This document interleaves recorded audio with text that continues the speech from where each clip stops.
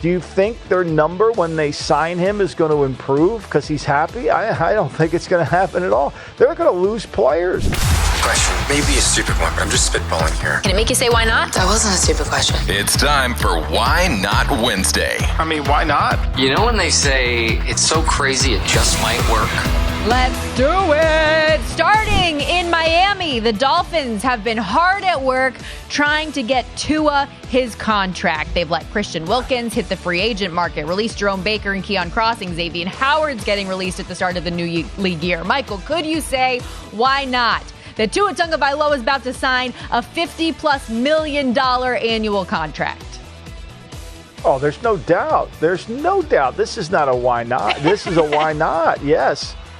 Absolutely, they're going to overpay for this. The question you should be asking me isn't, is he going to make over 50? Is, would anybody else pay over 50? Well That's done. the question.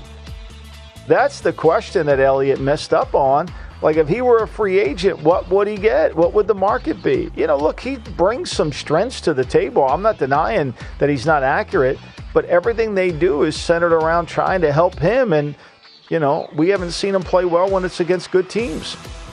Call me crazy, but I'd love to see Tua win a playoff game before I'm shelling out that kind of cash. Just, you know, that's just me. Oh.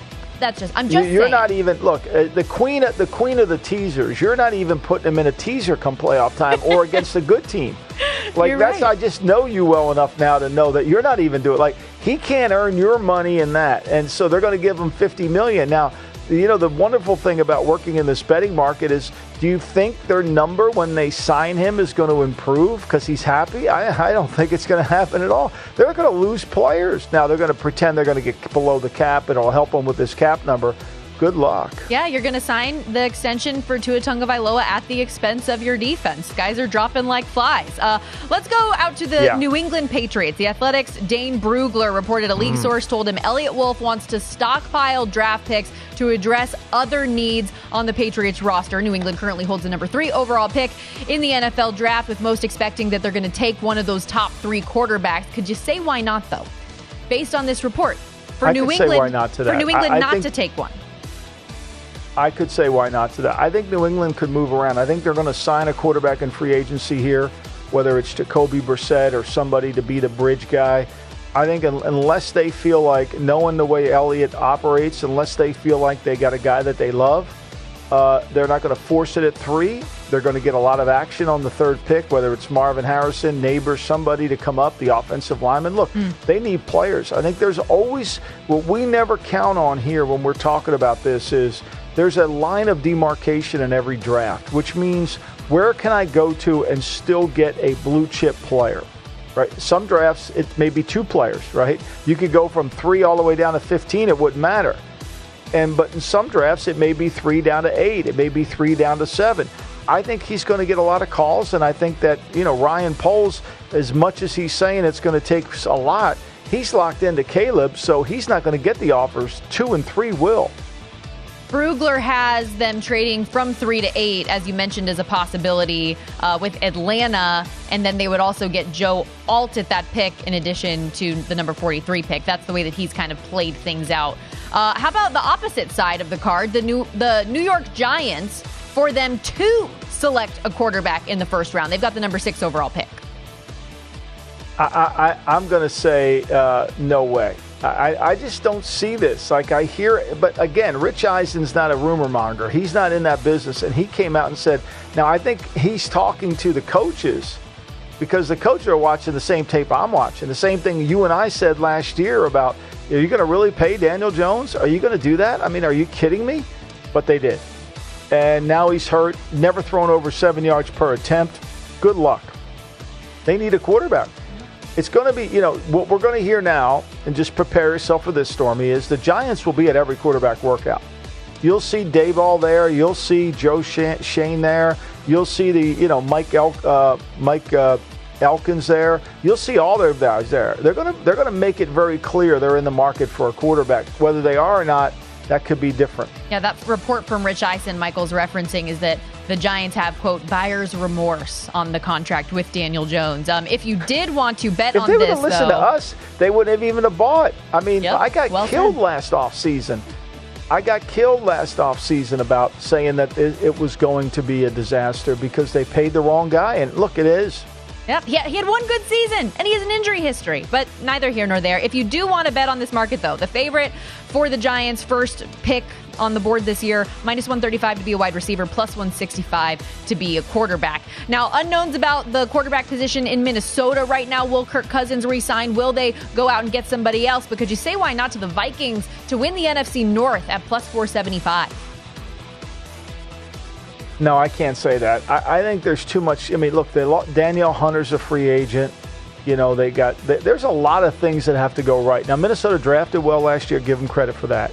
But I think, to me, this is going to be a little bit harder of an upkeep to get there. And if Cousins doesn't come back, you know, this is going to be a rebuild. And they're going to have to figure out their quarterback situation. And I'm not sure they can do that. I think it's going to be hard. You know, if they can sign Russell Wilson, but does that put him ahead of Detroit or Green Bay? I don't think so. Now, I know you mentioned you didn't think that the Bears would do anything but draft Caleb Williams in that number 1 overall spot. But let's say the Commanders get a little bit frisky. They're willing to trade up to get their guy, connect those dots with Cliff Kingsbury, and the Bears end up picking at number 2. Could you say why not to the Bears drafting Jayden Daniels in the draft? 10-1 is the number. I can't, because I think people are concerned about his body, 185 pounds. I think that's got people concerned. I think when you watch the tape, Caleb's a really good player. I'm not that Jayden Daniels isn't, but you're talking about a different level. I can't see that one. I would not go there. People are saying that it's 1A and 1B with those two. He's getting a lot of steam. That's why I had to throw it out there. Who are the people, Stormy? Who are these people? Who are these people? These are the same people that were saying Will Levis is going in the top 5 last year. How'd that work out for him? All right. Listen, I'm just presenting you with the information. Mike Evans just signed a new deal with the Tampa Bay Buccaneers. Could you say why not to him having not only another 1,000-yard season, which he's done every year of his career, but to go over 11.25.5, even money? I could say why not. I mean, I think Mike Evans is really good, you know, and I think I got to believe Baker Mayfield will get done before free agency starts on Monday. I mean, I got to believe that. Baker knows what his market is out there. I think Atlanta's in a holding pattern because Atlanta wants Kirk Cousins. They really can't go after Baker until they know they can't get Kirk Cousins. So, you know, one of the things about the quarterback position is the dominoes need to fall right for you. You know, and you know which teams are interested in you, right? You know automatically. I mean, is New England a serious contender? I don't think so. Is Atlanta? Only if they don't get Cousins, but they got to run the course for Cousins. It's all timing.